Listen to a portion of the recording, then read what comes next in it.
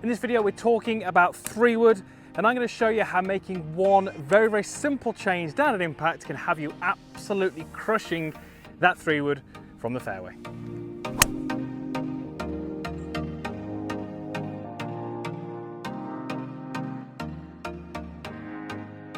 So how are we going to get you to hit this 3-wood better from the ground? And then at the end of the video we're going to show you how you would apply that when you're on the tee. And you can see that I'm on the tee here, and there's a reason for that. We're going to focus on one specific thing, and that specific thing can really make all the difference. But just before we get started, if you're new here, love you to be a subscriber, a little button down there, give that a click, and also a little bell notification as well. And also get involved, drop it down in the comments box, let me know your thoughts, would love to hear from you. So let's start off by looking at some TrackMan numbers. I'm going to show you 2 shots here that have been hit on TrackMan with a 3-wood, with some very different ball flights, with one number that's quite different. Now there you can see the 2 shots side by side. The one on the left, much higher ball flight, went much further, much more desirable on the golf course. The one on the right, lower ball flight, didn't carry as far, and certainly not as good of a golf shot. So look at those 2 attack angle numbers. You can see that on the left we have a minus attack angle, and on the right we have a positive attack angle. It was that difference, that slight change in how the club that was delivered to the ball, that gave those very different ball flights very different distances. I see more golfers looking like that shot on the right.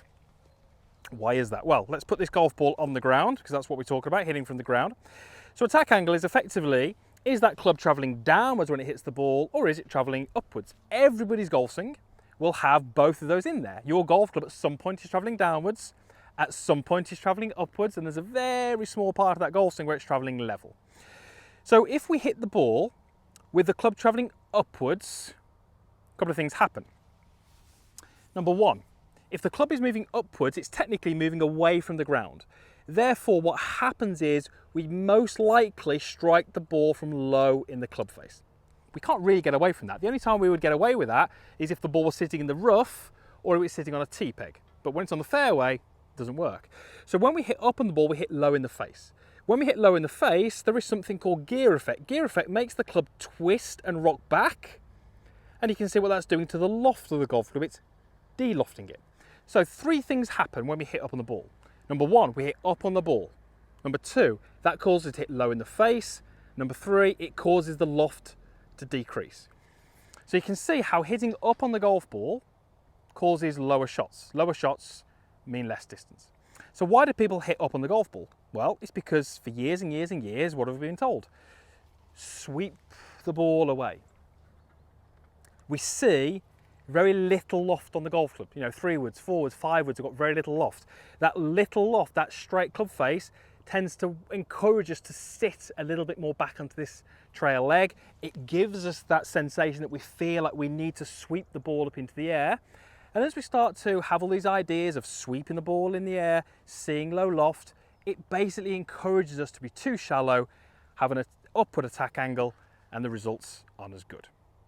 So I'm pretty sure you can see where we're going with this. We need your attack angle to be level or even slightly down, and especially with the modern technology that we've got in these clubs now, it really helps. So what are we actually going to do? Well, first thing we need to do is look at the setup. How do we actually start and set ourselves up to the golf ball? Well, what I'd love you to do with your 3-wood is have the ball around about 2 to 3 inches inside your left heel. Now, hopefully it will look like that from that camera. It depends where I've got that camera lined up. But effectively, we need it around about 2 balls inside that heel. That's really important. I want a stance width which isn't quite as wide as I would have in my driver. The more I widen my stance, the more I put my sternum behind the ball. We don't want that. We need that sternum behind the ball, but not too extreme. So I need my stance probably wider than my irons, but not as wide as my driver. And this is the really key point. This is the one that most golfers get wrong. Even with this 3-wood, off the ground, I'm going to feel like I have a slight amount of weight on my lead side at setup. We're not talking a huge amount, but a little bit of a bump into my lead side, so I just feel a touch more pressure in here is really going to help me. I also want to make sure that that club shaft is not lent excessively back. I want it pretty level, even a little forwards wouldn't be too bad, but certainly not too far back.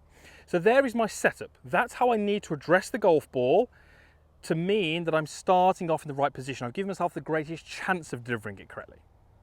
We can undo all that. We can make swing faults and we can make movements in the swing which undo all that. So this final point, really, really key.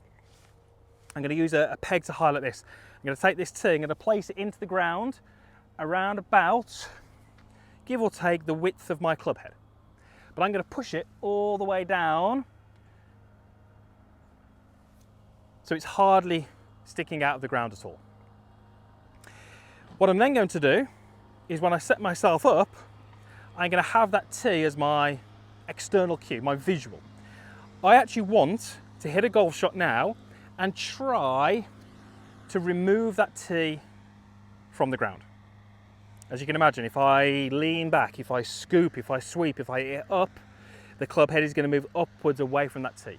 I want to have the sensation that I'm going to be striking the golf ball and taking that tee, almost like I'm taking a divot. I won't, because the way the club is designed, the length of the club, the angle that I swing on, all those things mean I won't take a divot, but it's nice to have that idea. Now, if I focus on that tee and try and hit that tee, I could well hit a perfect tee shot, a perfect 3-wood, and that tee wouldn't be removed. It would stay in place. We don't have to remove that tee. It's just there as our external focus. So in order to hit better 3-woods, it's really a case of setting up correctly and having a really clear and a good external focus, which helps us deliver the club with a slightly negative attack angle. If you can do those things, you're going to be hitting that ball higher in the face, launching it higher. There's more ball speed from there. We get more distance. It's more solid. It's just better shots all around. And then we're going to show you how to do it from the tee as well. So take my address, and my focus now is, can I hit the ball and the peg that's on the ground?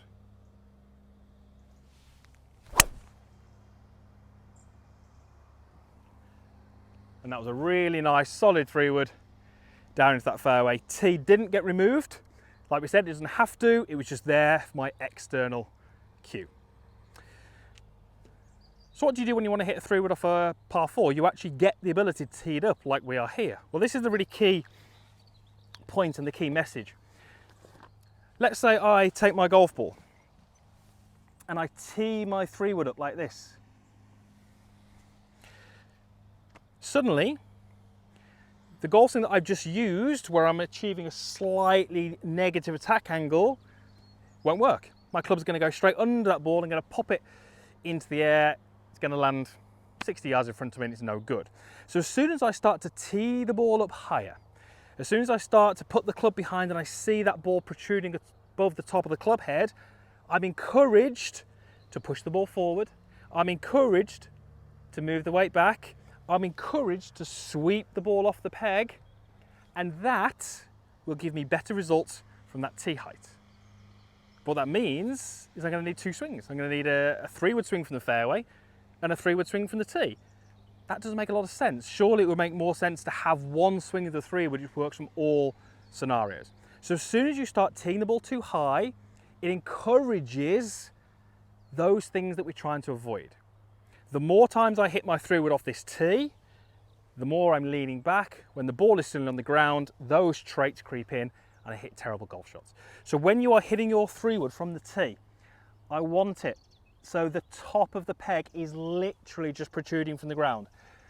When I place my ball on, I'm now confident that there's going to be no grass, no debris between the club and the ball. I place my club behind the ball. It almost doesn't look as if it's teed up, but it is. It's a fraction above the ground. What this means now is that same swing that I did from the fairway will absolutely work from the tee. I'm probably going to get slightly better results because it's a cleaner line, it is slightly pegged up, but it means that I have one technique, one swing, one concept, one idea with that 3-wood. Put me in the rough, same thing applies. Put me in the fairway, same thing applies. Put me in the tee, same thing applies. That's the best way to use your 3-wood rather than having it on the ground, teed up, different swings. It makes it far more complicated. So when you tee your ball up, tee it very, very low and use the same ideas and same concepts that you would if you're in the fairway. Right, hope that helps you absolutely crush that 3-wood. Usual stuff is down below and I'll hopefully see you back here again for a future video.